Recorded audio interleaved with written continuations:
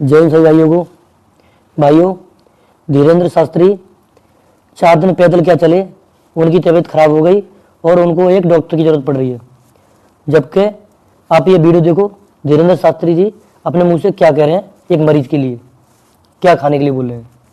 Video देखो पहले। दोस्तों, 4 दिन पैदल यात्रा करने से धीरेन्द्र शास्त्री की तबीयत काफी बिगड़ गई है, जिसके लिए जरूरत पड़ी है एक डॉक्टर की।